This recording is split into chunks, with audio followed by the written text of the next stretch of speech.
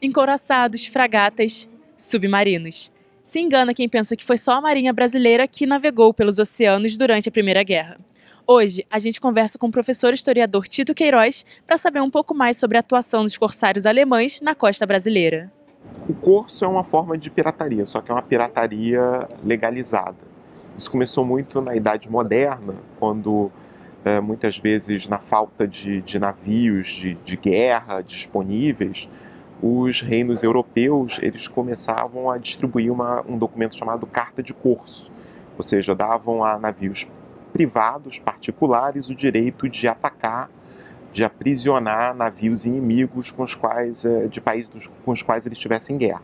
E durante a Primeira Guerra Mundial essa noção é revivida, e justamente pelos alemães que já antes da guerra eles já tinham essa ideia de colocar navios privados, navios comerciais, sob controle militar para atacar o comércio inimigo. Por que a Alemanha fez isso? Porque ela sabia que ela era inferior do ponto de vista naval à Grã-Bretanha, então ela desenvolveu esse plano B. Bancos e empresas teuto-brasileiras, como a Hermes Stoltz, eram base de uma rede global que apoiava os corsários no país. O professor comenta a função da Itapemirim durante o período. Eles tinham toda uma rede de espionagem, de apoio logístico, de fornecimento, inclusive, de combustível ou de mantimentos, que era uma subdivisão da inteligência na Marinha Alemã, chamada Itapemirim. Essa Itapemirim quer dizer, uma palavra não quer dizer serviço de retaguarda, que era justamente para quando a guerra ocorresse, eles pudessem oferecer informação ou qualquer tipo de elemento que fosse necessário à Guerra dos Corsários. Para chegar à Europa, África e América do Norte, muitas rotas passavam pela costa brasileira, uma razão para a aproximação das embarcações corsárias pelas ilhas do país. Elas eram usadas como pontos de encontro e reabastecimento dos navios. As pessoas precisam ter realmente uma moral muito boa para... muito tempo no mar é cansativo, desmoralizador, mas eventualmente às vezes eles achavam uma ilha deserta, paravam. Aqui no Brasil, geralmente os corsários utilizaram no primeiro momento a Ilha da Trindade como um local também para eles reabastecerem, para eles se encontrarem. Eles tinham necessidade desses pontos de abastecimento para justamente passar o carvão de um navio para o outro.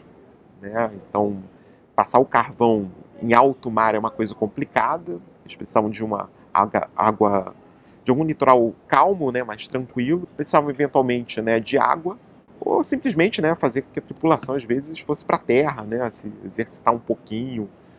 Tem essa coisa psicológica da terra, de você andar um pouco, de sair um pouco do balanço do mar. As tripulações capturadas, em geral, relatavam boa relação com os corsários. O historiador conta como acontecia a abordagem de navios e o despacho desse pessoal. Geralmente os navios se rendiam quando viam o que era um corsário. As tripulações, às vezes, eram navios desarmados e as pessoas não iam... navios cheios de passageiros, uma tripulação que não queria morrer na guerra, então geralmente eles se rendiam. Geralmente andavam com navios alemães que saíram daqui do Brasil, e esses navios ficavam auxiliando os corsários, e eles mandavam as tripulações para esses navios e depois de um determinado tempo eles despachavam esses navios para algum porto neutro para justamente que essas tripulações aí seguissem seu próprio caminho. 2 dos corsários que mais fizeram vítimas na costa brasileira foram Muv, um ex-cargueiro de bananas, e Zeadler, um veleiro. Queiroz comenta algumas características dessas notórias embarcações. O Muv foi praticamente o corsário mais bem sucedido da Primeira Guerra Mundial. Era um cargueiro de bananas antes da guerra, era um navio vagabundo, portanto, sob qualquer ponto de vista que você pudesse analisar, mas ele foi rearmado, tinha uma série de armas escondidas, e ele acabou fazendo 2 cruzeiros, veio 2 vezes à costa do Brasil e voltou tranquilamente, e foi o que mais fez vítimas, fez 38 navios entre aprisionados e afundados. E o Zeadler é interessante porque ele foi o único corsário que era um veleiro. Então, muitas vezes ele sinalizava para os navios e nenhum navio queria parar porque ele era um veleiro vagabundo. Aí eles criaram uma máquina de fazer fumaça, né? E aí eles ligavam aquela máquina quando um navio passava e não ia dar atenção a ele e simulavam que o navio estava sofrendo um incêndio.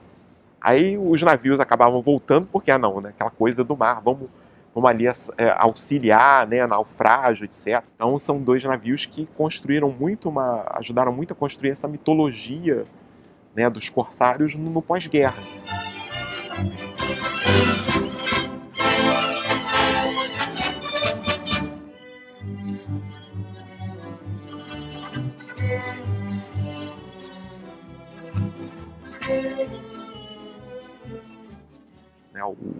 O von Lickner, que era o comandante do Werder, ele é o cara que vai escrever muitos livros no pós-guerra. Inclusive ele vai fazer um cruzeiro nos anos 20 nos Estados Unidos, né? Vai ser recebido lá como se fosse um herói, apesar de ser um inimigo, né? Ele vai ser recebido como se fosse um herói.